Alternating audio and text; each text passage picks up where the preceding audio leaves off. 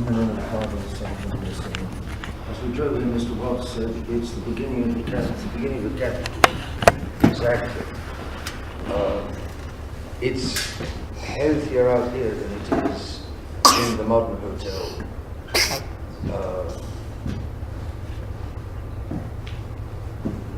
Think of the helicopter in the marsh. Supernature has got to come down into nature. No dog is in a state of grace, only human beings. But human beings have a human nature, and that human nature can be wrecked by bad choices and bad habits. The devil is wrecking practically everybody's human nature today by this reversal of roles and so on and so on. It's heartbreaking, and it means that people are difficult to reach. That's the problem of God. It's the problem of the priest. It's also the problem of yourselves. By all means, have compassion on poor people today. They are lost, they're misled, they're sheep gone astray for lack of leaders. It's a just punishment of God. It will come to an end. In the meantime, there are a few souls to find here and there. God will help to find them, but don't break your heart if you can't bring many people to the truth. It's a difficult, very difficult. The truth is today a very difficult sell. S-E-L-L. There's an old Latin saying, primum philosophare, primum vivere, deinde philosophare. You've got to live first. You've got to lead your life first, and then philosophize. Meaning, you've got to guarantee the basics.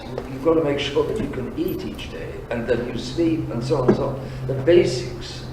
And the devil is getting into the basics today, and he's getting into human nature, and human beings are turned into a marsh, a deep bog, on which grace cannot land and then take off again. Grace just gets sunk. It disappears in the mud, so to speak. Then you've got to look after nature. You've got to look after human nature. You've got to look, and that you do by common sense. Common sense, the difference between men and women. Let women be women, let men be men. That's where the Indians are pouring over the stockade today. I mean, the cowboys have got to fight on that part of the stockade where the Indians are threatening. And today the Indians are pouring over the stockade in this huge attack on nature, this huge twisting of human nature. Therefore, you've got to work out, go back to what your grandparents thought. Go back in everything except machines. In everything except technology, the world is going backwards. And the technology is a huge distraction, and a lot of it is basically useless. There's a lovely picture behind the curtain of the Idaho countryside, as it will have been years and years ago. I mean, in those days, years and years ago, America could get soldiers, could get strong, healthy-minded young soldiers who would fight for their country because they love their country, because their country is lovable. Today, the country is no longer lovable. The young men are not in good health. They eat bad food. They're not taught patriotism. They're untaught patriotism. There's still some left in the United States. There's still some love of country in the United States, no doubt. But it's sliding. There's so much is sliding today. Prima vivere deinde philosopheri. Look after basics. And then, of course, you're very wise to come here on Sunday and pray, rather than attend a mass, which a number of people already feel is sliding and is dangerous for your faith. The rule is what will nourish your faith. If here is a soul whose faith is nourished by attending the Saturday Mass, because they aren't aware of the problems. If God has given you to be aware of the problems, then that Mass may well be dangerous for you, positively dangerous. And therefore, you're wise to separate yourselves and think, as I think I said last night, think of there soon being no priests. And the next stage in the downhill collapse is the lack of priests. The priests, there were many priests before Vatican II. A huge number slid. There were a number of priests with the SSPX, with the Society of Pius X. A number of them are now sliding. Next time round, there may be fewer still. So, or even now, there are fewer still. Therefore, don't think that the Catholic life depends on. Oh, I better be careful what I say. The Catholic life, the Catholic Church does depend upon the Mass, no doubt, no question. Like Padre Pio said, I quoted last night. But the life of the individual Catholic does not depend upon the Mass. The more Masses he can find to attend, if it's difficult to attend them, the better. But there's much more to the faith than just the Mass. Think of all the people in concentration camps, or in a prison camp. All of the people, think of Cardinal Vincenti in a communist jail. He kept the faith. He managed to find a few crumbs of bread or a few drops of wine and celebrate Mass, even under the eye of his guard or whatever. Of course, the Catholic strains for the Mass, looks to the Mass, hungers for the Mass. But you can live the faith. And as I was saying last time, if martyrdom, and a dry martyrdom, is a way of living the faith, no doubt. To hold straight, to hold clean, in a crooked and unclean world is a dry martyrdom. And that's Catholic. That's thoroughly Catholic. That's real religion, not Disneyland religion.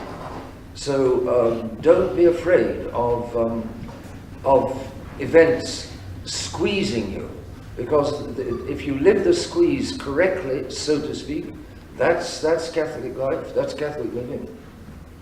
And look after nature, so that your human nature is not going to be turned into a bog in which grace just can't find a footing. Think of grace as wine, and think of the human nature as the bottle. If the bottle is unclean or cracked, you can pour the best wine into it, and the wine is wasted. The bottle has got to be clean, and it's got to be free of leaks.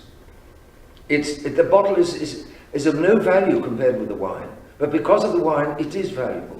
You couldn't get wine onto the table without a bottle or the equivalent. Therefore, human nature is worthless without grace, but it's worth a great deal, because without human nature, I can't get to heaven. But I've got to look after that bottle to make sure that it's clean and intact, so they can carry grace. Therefore, resist these tremendous attacks by the devil and by the whole world today upon nature, this twisting of nature, this twisting of common sense. By all means, Your Excellency, what is common sense? Well, it's true that it's sort of disappearing. It's more difficult to know. Go and ask your granddad, so to speak. Ask the elders. And for the youngsters, the boys, get a trade. Mr. Watts just said that in his business there's a terrible lack of tradesmen. They need electricians, they need air conditioning engineers. That's hands-on work. Most boys are good with their hands. Only a relative minority are needed to be good at books. If you've got a boy who's obviously and clearly good at books, he's interested in something, he reads, maybe let him go to college later. But in another few years, the colleges are going to be even more unbearable. And I would say, the girls, absolutely not.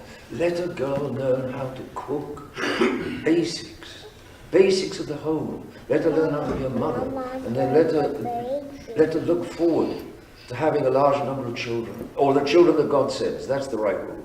The children that God sends, because of course there are some mothers or some wives that would like to have children, and God doesn't give them. God's mystery, God's will be done. But let the children grow in a healthy environment, a natural environment, as natural as possible. Preferably away from the big cities.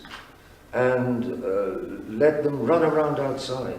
Let boys climb trees and break their necks, for goodness sakes, or have a risk breaking their necks. Because if you wrap them up in cotton wool, they're going to be useless in later life. They're going. Now somebody was saying to me, the boys, the least little scratch, and you have to call the emergency ambulance. I mean, it's just not common sense. Common sense is that there's a lot of sufferings and wounds and hurts that really you need much attention paid to them. That's old-fashioned manliness, for goodness sake. Today, we're so concerned to look after the children. That's hypocrisy. It's not a wise way of looking after the children. And so on, and so on, and so on. And of course, corporal punishment on the boys. Crack, crack, crack, half a minute, it's over. No long liberal talk for half an hour, and the boy just can't wait until it comes to an end, and he's not really ridiculous. Liberalism is ridiculous. Ridiculous. Common sense is always. There was a French priest over the seminary. The master of the priest was the spiritual director, Père Vallée. He said, common sense always applies. Common sense always applies, and that's a valuable saying. As I said to you, today's universities don't trust your common sense. Don't trust your common sense. They're crazy. Oh, my dear friends, well done. Hang in there, hang straight, hang clean, and don't be afraid of the world going crazy. Don't be afraid of the devil, and don't be afraid of anything that the modern world can throw at you. Stay away from the devil, and so on and so on. All the old-fashioned advice, and a considerable distrust of everything going on today. And of course the Rosary, and the great devotion to the Mother of God, and the 5 first Saturdays in the name of the Father, the Son, and the Holy Ghost. Amen.